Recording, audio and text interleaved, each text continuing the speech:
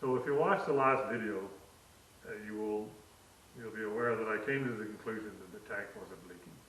I blamed the tank because it had leaked before, and I could not find the source of a wet leak with the limited inspection ability that I had. Because I couldn't see it, I didn't trust it. Now there is something I could have done and probably should have done. I even thought about it, and I don't know why I didn't do it. But I guess it's just because I looked and looked and looked and couldn't see fuel.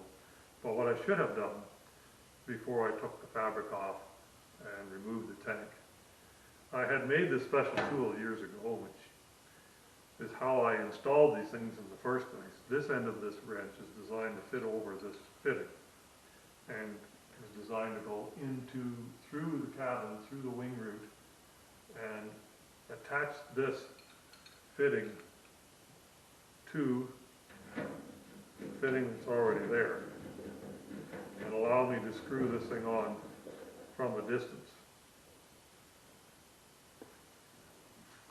It also has holes in it that enable you to put a screwdriver through here and tighten it up with some reasonable amount of torque. So what I should have done before I cut the fabric off and took the wing out, what I could have done was gone in through this tiny access area here to get at the fuel hose clamps that were on there, loosened the hose clamps, pulled this out of the way, and gone in and checked to see whether this fitting, the original fitting that was on there, was in fact tight.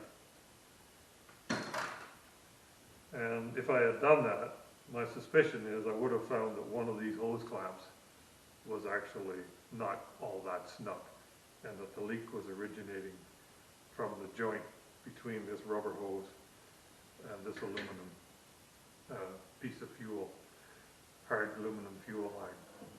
That's probably where the leak went. Having said that, I'm really not upset with the fact that I cut the fabric off and took the tank out. And yes, it was a lot of work, but in the end it's going to be worth it. And I haven't done that to the left wing, but I eventually will, and I don't think I even need to take the tank out in order to reconfigure it the way this one will be soon. So I will learn the process from doing this one. I should be able to quite quickly transfer it to the other one when this whole COVID nonsense is over and I can actually go to a store and buy a sheet of aluminum. This video is supposed to be about the installation and reinstallation of the fuel tank, but due to the fact that I'm short supplies, I don't have any. I'm waiting for some rivets. I'm waiting for some of these fuel connectors to come in. So I can't go any further. So what I'm going to do is I'm going to continue into the video, and we'll wrap it with the progress that I've made to date. And then when the parts come in, enable me to finish the fuel fittings and everything, and actually get the tank in and leave it and install it and put gasoline in and test it, etc. I'll make another video about that. So let's get started with the the reinstallation of the gas tank, and most importantly in this video is the installation of a removable cover. So the first thing that comes to mind is, well, how do you do it, and what is it that you have to do? To put a cover on here, you have to have hard points all around for the metal to rest on. It also has to do a secondary job of holding down the fabric. Now the fabric is glued, but the metal is going to overlap the fabric here, and it's going to overlap the fabric along this rib in here. And it's also going to overlap the fabric at the back here. Now, I don't know if you can tell, but there's nothing in here. This is all flimsy, and there's nothing much here. So what I need to do is add a hard point all down along the side of that rib. I need to add a hard point all the way across here, because the panel is going to run like so. So what I'm going to have to do back here, take and bend up a piece of sheet metal and run it across to give me a rigid brace. There's There are 3 hard points here, and then there are false ribs or trailing ribs. So there's one there, you can see it on the tapes. 2, 3. So I've already added a little cap strip there, and a cap strip here, and a cap strip over there. So that's what I'm going to do at the back. Fortunately, at the front, I've already got a hard surface here. This is all metal. And of course, we've got the hard surface here, the two butt ribs that tie the cabin bearing in. So one thing I have to be aware of is at this edge here, I can feel here with my fingers, and I think there's enough room to put a nut plate on the underside of these and attach to it. So moving right along.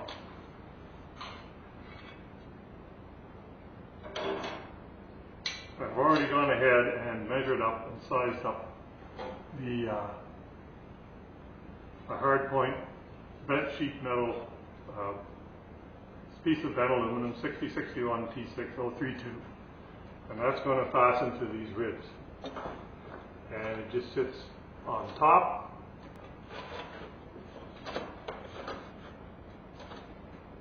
Yeah, this piece of metal is actually going to attach to the ribs, independent of where the removable access panel is going to attach to it.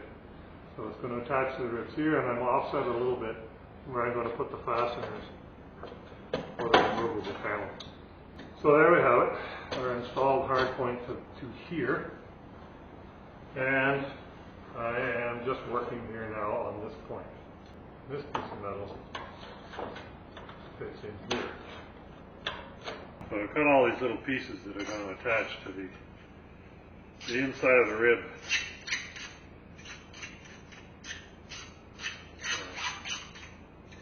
Next to the gas tank. So the first thing I do is trim them all up with a file. The other thing that I do, and a lot of other people do, and you should be done, is, I don't know if you can see it, but instead of leaving a very sharp edge, you don't want sharp edges like that. You want to cut that off. You end up like that. And often I will often go around it with a file, even though I've trimmed them. I'll often go around and make it even more rounded.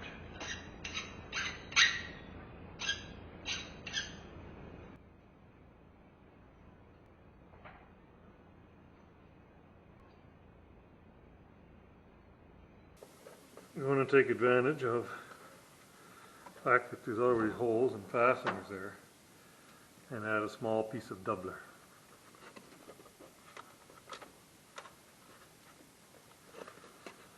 I should be able to get a nut plate through the thin metal I'm worried about and this doubler plate that I'm adding. That should give me plenty. There we go. And if anyone's wondering what these screws are, they are a Robertson head. Smallest Robertson you can get, goes by color gold, which is yellow. And the good thing about them, if you know anything about Robertson screws, is you can do what you want with them and they pretty much stay on the screwdriver. Good old Canadian invention that Henry Ford wanted to buy, but Mr. Robertson wouldn't sell it to him.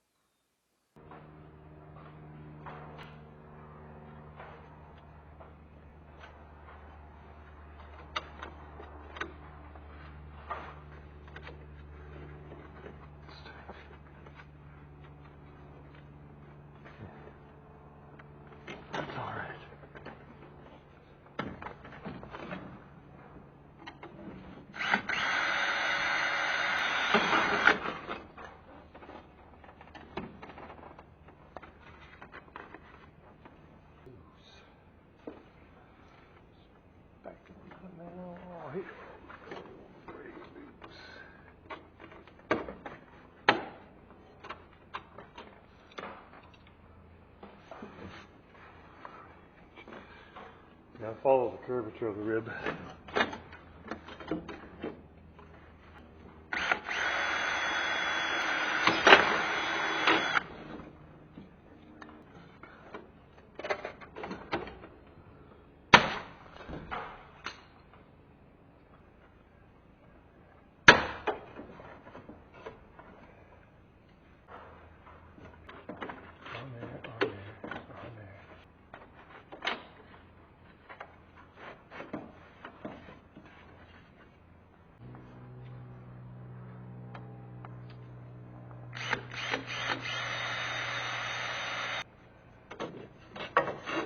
these here.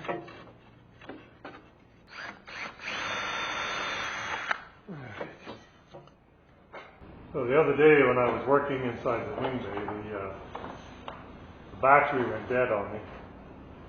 But you can see I've gone ahead and attached this hard point here. And as you can see, it's got a bit of flex to it. So what I've done is I've made two sets of stiffeners.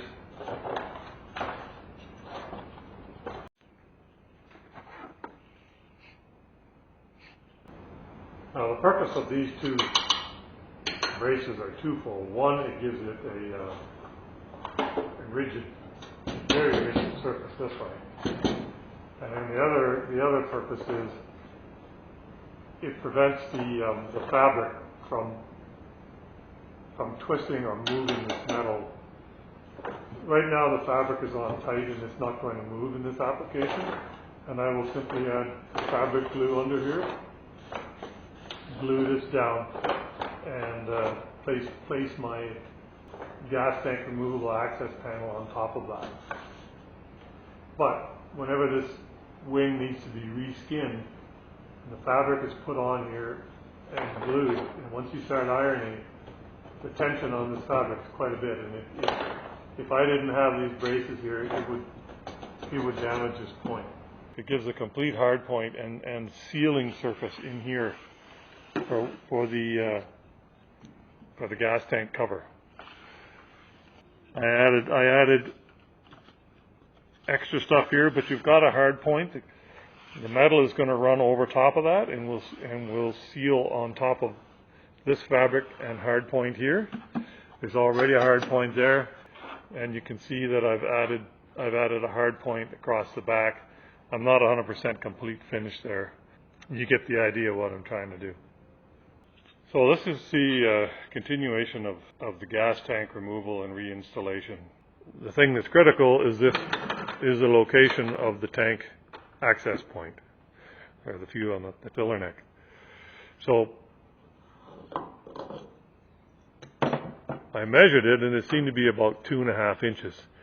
And I just happened to have a 2.5 inch hole saw that I bought for making some wooden smoker biscuits from my brother's Bradley smoker, and it just happens to fit this knife.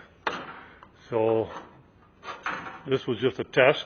I wanted to make sure that I could cut a nice clean hole without the hole saw wobbling all over the place. So I have the tank cover sheet made, and I've got it drilled to meet the gasoline filler neck, and this is a very critical point.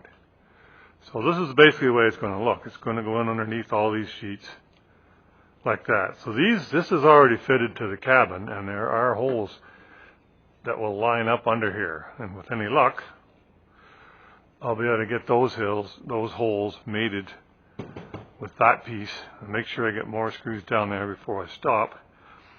And what I want is this thing to be lined up perfectly centered on the gas tank, that hole, before I started fixing it somewhere else. This is the only sheet of metal I have big enough to do this job, so I got to get it right the first time. And this looks good here. It's not perfect, but this is long anyway. I made it long on purpose, so I can trim that. Let's have a look at the back. So this is my inspection plate that I've made up. It's about 10 inches by 10 inches. And it's going to go underneath there. So this all looks, I'm above the rivets here. So this all looks very good. Okay, let's try and match drill one hole to start.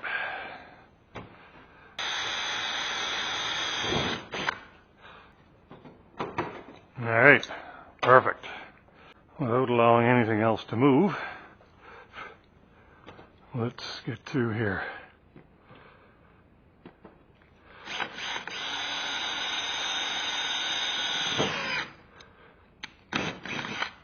Check that with the Cleco.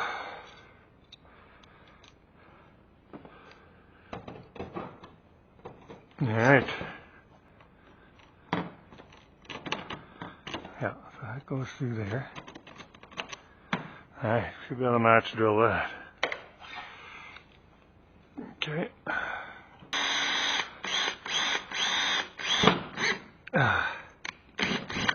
Alright. Okay, so 1, 2, 3 points. Shouldn't be able to move. That's pretty good. So I'd like to wrap up this portion of the tank installation and addition of a removable access panel to for my gas tank and fuel bay.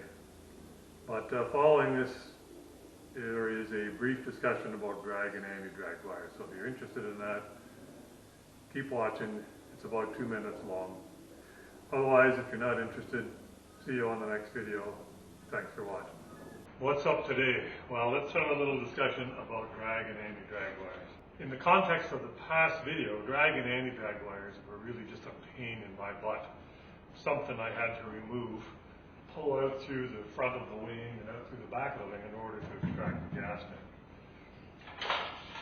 What they are in this wing is they are 3/16-inch stainless steel rods which protrude through specially welded tubes that go through this gas tank. And those tubes are sealed so that the gas can't leak. So as you can see, they go through on a 45. So they are diagonal bracing. They are to a wing like this what plywood or diagonal bracing is to a wall. If you build a wall with a bunch of vertical structures and cap it off, it can still twist this way. So what diagonal bracing does in this wing is it resists the force of drag from the wind. So that's why they're called drag wires. So if you push without diagonal bracing, force pushing on this wing would cause the spars, instead of being perfectly aligned, they could swoop back. The other thing to note about drag and anti-drag wires is you typically only find them in fabric-covered wings or other wings where the surface is not considered structural. So in other words, in all the old Piper fabric-covered wings, they would have drag and anti-drag wires. You won't find them in a Cessna 172 or a 180 or a low-wing Piper, where the skin, which is aluminum, which is hard riveted to the ribs and everything, it all makes up a strong, rigid structure and has no ability to flex, whereas these types of wings do.